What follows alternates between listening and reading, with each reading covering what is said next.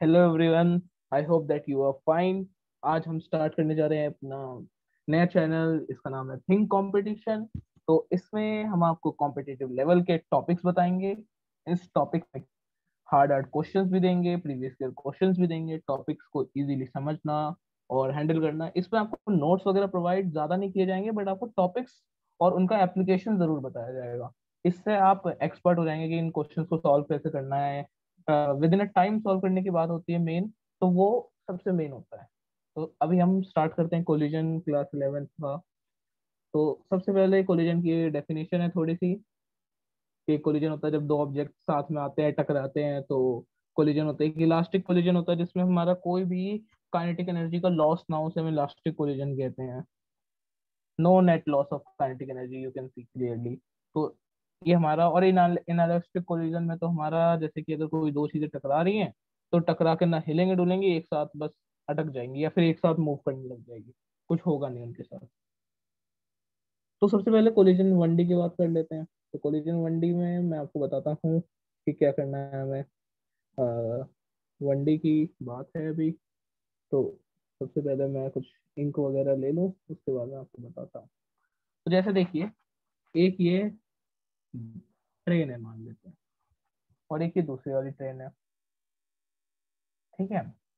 और दोनों एक ही ट्रैक पे चल रही है, और इसकी वेलोसिटी है 100 किलोमीटर पर आवर। ठीक है। और इसकी है हमारी 50। तो जब ये दोनों आएंगी पास, ऐसे ऐसे ऐसे करके पास आएंगी ये दोनों, तो इनके साथ क्या होगा मैं बताता हूँ आपको। जब ये पास आएंगी हमारी, तो ये इस जगह पे जैसे आ गई, तो ये ऐसे टकराएंगी। तो जब ये टकरा गई, अभी टकराई नहीं, बस जस्ट टकराने वाली है। तो जैसे ये टकराएंगी, सबसे बड़ी बात है अभी भी इनकी स्पीड वैसी ही है, कोई नेट लॉस नहीं हुआ स्पीड का। तो अब इनके जैसे कोलिजन होगा दोनों के बीच में, आपको क्या लगता है क्या होगा? एक्चुअली में यहाँ क्या होगा, 1D कोलिजन है, हेड टू हेड कोलिजन है। ऐसा तो होगा नहीं कि डायरेक्शन इधर हो जाएगी या डायरेक्शन उधर हो जाएगी, ऐसा कुछ नहीं होगा। होगा क्या कि ये 100 वाला जो है ये डोमिनेट करेगा, ये अपने आप को आगे खिसका देगा, और इस पोजीशन से ये आगे आ जाएगा, 50 वाला और पीछे चला जाएगा। मेन ये हमारा ऐसा कोलिजन होगा हमारा। ये 1D कोलिजन। एक बॉल को भी आप देख सकते हैं, अगर ये दोनों बॉल टकरा रही हैं एक ही फ्रेम में, तो क्या होगा, ये इस तरफ आ रही है या फिर ये, तो क्या होगा जब दोनों टकरा रहेंगी, तो ए V2 से फाइनल वेलोसिटी से ये जाएगी, ये भी अपनी फाइनल वेलोसिटी से जाएगी अपना। मेन यहाँ पे क्या होगा कि 100 किलोमीटर वाला जब 50 से टकराएगा, तो इसकी स्पीड कम हो जाएगी। 100 नहीं रहेगी, कुछ कम हो जाएगी, क्योंकि क्या होगा हमारे यहाँ पे कुछ net loss of kinetic energy होगा, और भी बहुत सारी चीजें होगी यहाँ पे, इसलिए इसकी स्पीड उतनी नहीं रहेगी। तो ये एक 1D कोलिजन है। तो अभी हम कोएफिशिएंट ऑफ रेस्टिट्यूशन को देख लेते हैं। तो कोएफिशिएंट ऑफ रेस्टिट्यूशन क्या होता है हमारा? ये कुछ नहीं होता है हमारा। इसमें एक हम वैल्यू देते हैं, ई की वैल्यू होती है जैसे। तो उसको निकालने के लिए सबसे पहले हमें ये पता होना चाहिए कि initial momentum is equal to final momentum. तो मैं एक दो छोटे से डायग्राम बना देता हूँ, जिससे आपको दिख जाए कि इनिशियल मोमेंटम की बात हो रही है और फाइनल मोमेंटम की बात होती है। तो जैसे इसका मास में दे देता हूँ m1, और वेलोसिटी इसको दे देता हूँ मैं u1। ठीक है। और एक और बॉल देता हूँ मैं, इसका मास m2 रहेगा, और इसकी वेलोसिटी u2 रहेगी। तो आपने देख लिया। तो अब ये u2 से जा रहा है। तो जब ये दोनों टकराएंगे कोलिजन के बाद, ये एक नेदर इलास्टिक नॉन वो है हमारा प्लास्टिक कोलिजन, ये हमारा कुछ बीच का कोलिजन है। तो बीच के कोलिजन में क्या होगा, मेनली थोड़ा सा लॉस होगा, थोड़ा सा प्रॉफिट रहेगा। तो इसकी फाइनल वेलोसिटी में कुछ नेट चेंज आएगा, u1 में से कुछ कम हो जाएगी। और लेकिन ये एक साथ चल के नहीं जाएंगे, क्योंकि ये प्रॉपरली पूरा इनइलास्टिक नहीं है। तो अब ये V2 से जाएगा यहाँ पे। तो अब जैसे ये V2 से जा रहा है अपना, तो अब ये V1 V2 से जा रहा है, मास तो अभी भी वही रहेगा सेम। तो हमें पता है कि initial momentum is equal to final momentum होता है। तो हम इसमें सीधा इनिशियल मोमेंटम और फाइनल मोमेंटम का फॉर्मूला लिख देंगे। जैसे m1 u1 is equal to m1 u1 plus m2 u2, हम इसमें प्लस कर देंगे डायरेक्ट। तो हमारा और इसको इक्वल टू कर देंगे हम m2 v1 और m2 v2 से। तो जब ये हम इक्वल करेंगे, तो हमें ये वो मिल जाएगा, कंजर्वेशन ऑफ मोमेंटम का फॉर्मूला। सिमिलरली हम काइनेटिक एनर्जी का भी देखेंगे, लेकिन अभी हम मोमेंटम से ही देखेंगे। तो हमने एक चीज क्या डिफाइन किया है यहाँ पे, कि जो हमारा v2 माइनस v1 है, हमारी मतलब फाइनल वेलोसिटी का जो डिफरेंस है, वेक्टर, v2 वेक्टर, वेक्टर की बात कर रहे हैं। वैसे तो ये हेड टू हेड कोलिजन है तो कोई फर्क नहीं पड़ेगा, प्लस माइनस का एंटर होगा। इसको हम डिवाइड अगर करते हैं u1 माइनस u2, तो जैसे u1 माइनस u2 से इसको डिवाइड कर देंगे, इधर वेक्टर दे दिया, इधर वेक्टर दे दिया, तो ये हमें मिलेगा, e की वैल्यू मिल जाएगी यहाँ पे। तो ये हमारी e की वैल्यू होगी, और ये कोएफिशिएंट ऑफ रेस्टिट्यूशन है मेन। अगर इसकी वैल्यू 1 तो ये एक इलास्टिक कोलिजन, अगर 0 तो इनइलास्टिक कोलिजन। और वैसे जनरली डेली लाइफ में ना ही कुछ इनइलास्टिक होता है ना ही कुछ इलास्टिक होता है, तो मीडियम कोलिजन हो गया, मतलब इन दोनों के बीच के 0 से 1 आएगी हमेशा ई की वैल्यू। तो ये बात थी कोएफिशिएंट ऑफ रेस्टिट्यूशन की। तो अब हम बात करेंगे लॉस ऑफ काइनेटिक एनर्जी की। तो बताया था मैंने आपको कि जो वो कोलिजन जिसमें काइनेटिक एनर्जी का नेट लॉस 0 हो, वो हमारे इलास्टिक कोलिजन होते हैं। तो ये हमारी काइनेटिक एनर्जी की बात थी। लेकिन अब हम बात करेंगे उन कोलिजन की जिनमें हमारा नेट लॉस 0 नहीं है। तो उसमें हम लॉस ऑफ काइनेटिक एनर्जी निकालेंगे। तो काइनेटिक एनर्जी का लॉस निकालने के लिए हमें क्या करना होता है, इनिशियल काइनेटिक एनर्जी जितनी होगी उसमें से फाइनल काइनेटिक एनर्जी को माइनस कर देंगे। तो उससे निकल जाएगा कितना लॉस हुआ, मतलब पहले कितना ज्यादा था उसमें से माइनस बाद में कितना ज्यादा हुआ। तो हम क्या करते हैं, काइनेटिक एनर्जी सबको पता होती है कि काइनेटिक एनर्जी हमारा के डॉट ई से लिख देते हैं। तो ये हमारी कितनी होती है, हाफ एम वी स्क्वायर होती है, सबको पता है। तो ये काइनेटिक एनर्जी थी, तो हाफ एम वी स्क्वायर है ये। तो अब हमारे जब दोनों मास को लेंगे, एक का मास m1, दूसरे का m2, जब हम दोनों को लेंगे और दोनों की पहले इनिशियल u1 u2 लेंगे, तो हम क्या करेंगे, डेल्टा के ई, डेल्टा के ई सब समझते होंगे, मतलब चेंज इन काइनेटिक एनर्जी निकालने के लिए हम क्या करेंगे, डायरेक्ट हम लिख देंगे, यहाँ पे हाफ लिखेंगे। और ये हमारा जैसे m1 m2 है, तो दोनों को साथ में ऐड कर देंगे या फिर जो भी करके लिख देते हैं। तो m1 plus m2, 1 plus m2 लिख देते हैं। तो जैसे ही हमने इनको लिख दिया और साथ में वी स्क्वायर डाल देंगे, तो वी स्क्वायर हमारा डालने से ही ये हमारा वो हो जाएगा, क्या कहते हैं, u1, सॉरी यहाँ पे हमें एक m1 u1 स्क्वायर लिखना होगा, और फिर हमें m2 u2 स्क्वायर, क्योंकि यहाँ पे इन दोनों की वेलोसिटी सेम नहीं है। अगर सेम होती तो हम डायरेक्ट लिख सकते थे, बट जब हमारी वेलोसिटी सेम नहीं है, दोनों के अलग अलग है, u1 u2 है, तो हमें इसे वैसे ही लिखना पड़ेगा। तो इसके लिए हमें क्या करना होगा, हमें पहले m1 के साथ u1 u2 लिखना पड़ेगा, और उसके बाद आगे की चीजें करनी होगी हमें। तो पहले मैं इसे रेस कर देता हूँ। तो अभी यहाँ पे मैं लिखता हूँ, तो m1 के साथ मैंने लिखा u1, half m1 u1 square. ठीक है, अब प्लस कर दिया, प्लस कर देंगे हाफ m2 u2 स्क्वायर। और ये टोटल हमारी क्या कहते हैं, इनिशियल काइनेटिक एनर्जी। सेम इसी में से हम फाइनल वाली ऐसे माइनस कर देंगे। सेम काइनेटिक एनर्जी फाइनल को माफ कर देंगे, यानी माइनस कर देंगे। तो वो हमारी होगी, उसमें वेलोसिटी v1 v2 रखेंगे, और v1 v2 रख देंगे, और मास तो हमारा सेम ही है, बस यहाँ पे u1 की जगह वहाँ v1 हो जाएगा। तो ऐसे हम चेंज इन काइनेटिक एनर्जी निकालेंगे, जो कि हमारा लॉस इन काइनेटिक एनर्जी होगा।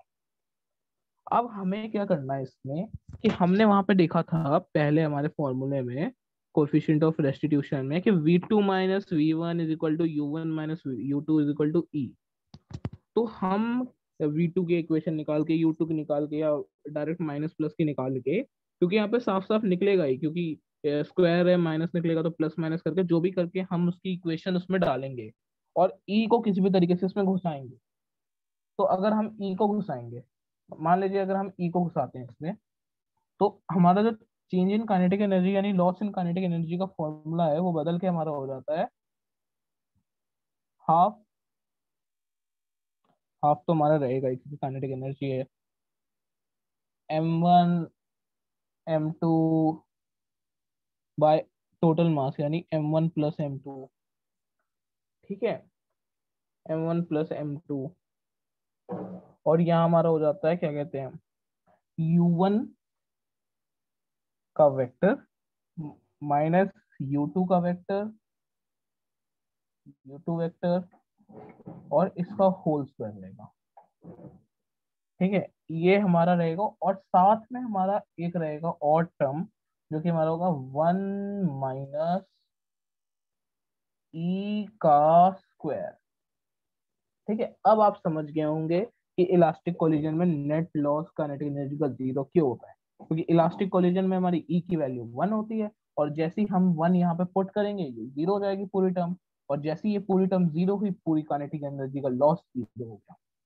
तो ये हमारी लॉस ऑफ काइनेटिक एनर्जी की बात थी, और वैसे वैल्यू रखेंगे तो रखते जाएंगे, ये कोएफिशिएंट ऑफ रेस्टिट्यूशन की बात थी। अब ऐसी हमारा इलास्टिक कोलिजन की मैंने आपको बात बताई, इलास्टिक कोलिजन में उसको थोड़ा सा मैं और एक्सप्लेन करता हूँ। इलास्टिक कोलिजन को काइनेटिक एनर्जी जीरो होती है, तो पहले ई की वैल्यू 1 मैंने आपको सजेस्ट की थी कि ई की वैल्यू 1 होती है इलास्टिक कोलिजन में। अब क्या होगा कि हमें पता है कि इलास्टिक कोलिजन है तो काइनेटिक एनर्जी की वैल्यू, वो ई की वैल्यू यहाँ से आई। आप सोचेंगे कि अब ई की वैल्यू कहाँ से आई, तो वो यहाँ से आई है। और जब आप इस पूरी इक्वेशन में हाफ m1 m2 जो भी आप पुट करेंगे इसमें पूरी इक्वेशन में, लास्ट में आप 1 माइनस ई स्क्वायर रखेंगे। ठीक है, तो अब होगा क्या मेरे पास, ये पूरी इक्वेशन यहाँ जाके जीरो हो जाएगी इस तरफ जाके, तो 1 is equal to E square आ जाएगा। तो कायदे से हमारी ई की वैल्यू मैथ्स के हिसाब से क्या होती है, मैथ्स के हिसाब से ई की वैल्यू होगी हमारी +-1। लेकिन बात ये है कि ये +-1 चल जाएगा इतना, लेकिन हमें ये पता है ई की डेफिनेशन से, क्योंकि हम अगर हमारी वेलोसिटी चेंज हो रही होगी तो दोनों तरफ से चेंज होगी। मतलब अगर कोई कोलिजन हो रहा है, जैसे कि अगर दोनों सीरीज जा रहे हैं, मान लेते हैं दोनों इस तरफ ही जा रहे हैं, और अगर इसकी वेलोसिटी इधर हो जाएगी टकराने के बाद, तो इसकी इस तरफ और ज्यादा बढ़ जाएगी ना, तो दोनों तो अपोजिट रहेंगे, same same sign same direction में रहेंगे तभी पॉजिटिव आएगा। अगर दोनों अपोजिट रहेंगे तो नेगेटिव रहेगा। बात है ये। तो इसी चक्कर में हमारा क्या होता है, अगर ये नेगेटिव, ऊपर वाली भी ऐसी चीज, क्योंकि और दोनों को उल्टा भी तो लिया है हमने, v2 माइनस वी1 लिया और u2 माइनस u1 लिया, तो वो भी नेगेटिव, तो नेगेटिव नेगेटिव का सम पॉजिटिव हो जाएगा। तो इसकी वैल्यू लाई करती है हमारे 0 से 1 तक। ये हमारा इलास्टिक कोलिजन है। तो अब हम इस पे थोड़े से क्वेश्चंस देखते हैं, प्रीवियस ईयर क्वेश्चंस देखते हैं, उसके बाद फिर हम आगे प्रोसीड करेंगे। दोस्तों अब हम स्टार्ट कर रहे हैं प्रीवियस ईयर क्वेश्चंस। तो इसमें हम देखते हैं क्वेश्चन क्या है हमारा, कि दो पार्टिकल है, दोनों का मास सेम है, बट दोनों की स्पीड v1 और v2 है और वो अपोजिट डायरेक्शन में, मतलब एक स्पीड नेगेटिव होगी एक पॉजिटिव होगी। तो हमें क्या चाहिए, जस्ट आफ्टर कोलिजन हमें उनकी स्पीड निकालनी है। तो इनिशियली कैसे मूव कर रहे होंगे, ये एक पार्टिकल है मास m का, ये ऐसे u से मूव कर रहा होगा। एक दूसरा पार्टिकल है, ये मतलब सॉरी v1 से मूव कर रहा होगा और ये v2 से मूव कर रहा होगा। कोलिजन के बाद की स्थिति में आपको बताता हूँ क्या होगा कोलिजन के बाद। कोलिजन के बाद जैसे हमारा ये बन रहा है हमारा क्या, कोलिजन के बाद हमारा कुछ नहीं होगा, मेन ये होगा हमारा कि जब हम इन्हें देखेंगे कोलिजन के बाद, तो इनकी कुछ ना कुछ तो वेलोसिटी में चेंज आएगा। अगर मान लेते हैं हम v1 मास m उसी डायरेक्शन में रहता है, मान लेते हैं, अगर अगर गलत होगा तो वो नेगेटिव हो जाएगा, अपने आप ही मैथ्स बता देगा हमें सही है कि गलत है। तो हमने उसे उसी डायरेक्शन में मान लिया, तो अगर उसी डायरेक्शन में मानते हैं तो इसे इधर ही मानते हैं, और इसकी वेलोसिटी इस डायरेक्शन में होगी, मतलब इसकी चेंज होगी सिर्फ एक की, हमने ऐसे माना। तो अब ऐसे मानने से हमारे साथ क्या होगा मैं बताता हूँ आपको। ऐसे मानने से पेन लेके इधर हमारा v1 हो जाएगा और ये हमारा v2 हो जाएगा, और ये हमारा u है, u u ये भी u है। तो ये हमारे पार्टिकल बन जाएंगे। तो सबसे पहले आप सोचिए, अगर इन दोनों का मास m ले ले, सबका दोनों का मास m ले लेते हैं, तो अगर हम मास m लेंगे दोनों का, तो हमारा, याद करिए हमारा एक फॉर्मूला मैंने आपको बताया था कि v2 minus v one is equal to minus ही u2 माइनस u1। तो उसको पुट करके एक इक्वेशन निकलती है, v1 is equal to m1 minus e m2 upon में m1 plus m2 into u1 plus m2 into one plus e upon में m1 plus m2 into U2, उन दोनों को पुट करके एक इक्वेशन निकलती है सेम सेम। तो वो इक्वेशन V1 की वैल्यू होती है, V2 की वैल्यू होती है। तो उसमें हमें डायरेक्टली क्या करना है, उसमें हम उसको पुट कर देंगे, फिर हमें ऊपर एक ई की वैल्यू 1 रखेंगे। तो हमारा क्या बनेगा, मैं आपको बताता हूँ। एक इक्वेशन है, जैसे V1 है, V1 निकालने का तरीका क्या होता है, हमें लेना है, एक लेना है यहाँ पे क्या कहते हैं M2 लेना है, M1 लेना है, और इसमें से ई M2 को माइनस कर देना है, M2 को ई से मल्टीप्लाई करके माइनस कर देना है, और अपॉन टोटल मास लेना है, मैंने बताया होगा आपको, और इनटू आपको यहाँ पे कर देना है U1। सेम आपको इसमें प्लस कर देना है, M2 इंटू 1 + ई को अपने प्लस कर देना है, M2 इंटू 1 + ई आप प्लस कर देंगे। तो जैसे ही आप M2 इंटू 1 + ई प्लस करेंगे, नीचे तो टोटल मास ले ही लेंगे, और इधर हमारा बचेगा U1। तो V1 निकालना है, तो हम क्या करेंगे, ई की वैल्यू 1 है, पुट कर देते हैं, M1 M2 इक्वल है, ये 0 हो गया, ये पूरा टर्म 0 हो गया। अब ये 0, और M2 इंटू 1 + ई अपॉन में M2 + 2m, तो यहाँ पे ई की वैल्यू जैसी 1 करेंगे 2m2 आ जाएगा। तो हमारी वेलोसिटी 1 क्या आएगी, सिंपली हमारी ये आएगी 2m2 नहीं, एक्चुअली 2m, क्योंकि m2 m के इक्वल है। तो 2m और नीचे टोटल मास 2m, तो 2m/2m हमारी वेलोसिटी आएगी, 2m/2m, और इनटू में हमारे u1 है, और तो फिर हमारी फाइनल वेलोसिटी v1 की कितनी आ गई, u1। तो हमारा ये जो पहला मास है, टकराने के बाद भी उसी वेलोसिटी से आगे मूव करेगा, u1 आगे। अब सेम सिमिलरली हमें दूसरे मास की भी निकालनी पड़ेगी। तो दूसरी मास की निकालने के लिए क्या करते हैं, दूसरी मास की निकालते हैं हम। तो दूसरी मास की निकालने के लिए सिंपली हम एक वो लेते हैं अपना, क्या नाम है उसका, V2। हाँ V2 लेते हैं। तो V2 हम लेंगे, तो उससे पहले मैं थोड़ा इसे इरेज कर देता हूँ। V2 लेते हैं हम। तो अब V2 लेना है, तो हम डायरेक्ट लेंगे। हम्म, तो V2 की वैल्यू क्या निकलेगी हमारी, सीधा सिंपल निकलेगी। V2 की वैल्यू में पहले तो जीरो ही रहेगा, क्योंकि M2 - सॉरी M2 इसमें हो जाता है M2 - EM1। तो ई की वैल्यू 1 है, और M2 - M1 M - M 0 हो जाएगा। और दूसरे में सिमिलरली सेम ही होगा, बट वहां पे उल्टा हो जाता है, जहाँ पे M2 है दूसरे V2 में 2 रखना है ना, मतलब एक तो पता चल गया आई की वैल्यू कैसे रखनी है, तो हम वहाँ पे सिंपली जहाँ पे M2 आया था वहां पे सीधा M1 रख देंगे, जैसे 2m2 आया था तो M1 रख देंगे, तो M1 क्या है, 2m है, टोटल मास क्या है, 2m है। तो U1 था, तो यहाँ पे U2 होगा, सिंपल। तो ये हमारा निकल जाएगा, सॉरी यहाँ पे U1 होगा, क्योंकि वहाँ पे वो था। तो अब ये हमारा टोटल क्या निकल जाएगा फाइनली, V1 में U2 था, सॉरी V1 में U2 था। तो वेलोसिटी चेंज होगी, इंटरचेंज एक्चुअली में इंटरचेंज होगी, तो यहाँ पे U1 आई। तो इस वाले मास की वेलोसिटी जो हमारी U1 थी, बाद में जाके ये U2 हो गई, और ये U1 एक्चुअल में हमारा केस हुआ, और ये U2 थी। तो ये हुआ हमारा क्वेश्चन, ऐसे हम सॉल्व कर लेंगे। तो कोलिजन के बाद मेन क्या हुआ, जैसे हमारी ये ऐसे मूव कर रहा था, और ये ऐसे मूव कर रहा था। तो अब ये दोनों उल्टा मूव करेंगे, ये ऐसे मूव करेगा, वो ऐसे मूव करेगा, तो दोनों अलग अलग डायरेक्शन में चले गए, दोनों बिछड़ गए। तो ये हमारी बात हो गई पहला क्वेश्चन। अब हम दूसरा क्वेश्चन देखते हैं। सिमिलरली हमारा दूसरा क्वेश्चन एक गिवन है कि हमारे दो पार्टिकल है, मास 1 kg 2 kg, और दोनों की स्पीड हमें यहाँ पे गिवन है। तो हम सबसे पहले पार्टिकल बना लेते हैं, हमारे दो पार्टिकल यहाँ पे बने हुए हैं हमारे। इनको से हम क्लियर कर देते हैं, दूसरे पार्टिकल बनाएंगे। तो एक एक पार्टिकल ये, और दूसरा पार्टिकल ये। तो दोनों पार्टिकल हमने बना लिए। अब एक हमारा मूव कर रहा है, हमारे एक का वेट 1 kg है, और इसका 2 kg है, और दोनों की मूवमेंट की भी हमारी कुछ अलग डायरेक्शन है। तो एक हमारा 2 मीटर से मूव कर रहा है, और दूसरा हमारा 5 मीटर से। तो इसको 2 मीटर से मूव करवा देते हैं हम। 2 मीटर से मूव करेगा ये, और वो 5 मीटर से, सिंपली। तो ये 2 और ये 5, इनका वेक्टर थोड़ा सा बड़ा दिखा दिया सेम। तो जैसे ही हमें दिखता है ये 5 और ये 2, तो ये 2 मीटर लिख देते हैं यहाँ पे, 2 मीटर पर सेकेंड। और मास इसका है कितना, 1 kg। ठीक है, और ये 2 मीटर पर सेकेंड है, और इसका मास कितना है अपना, 2 kg है। और ये इसकी उल्टी डायरेक्शन में मूव कर रहा है, मतलब इसका जो एरो है हमारा उल्टा रहेगा।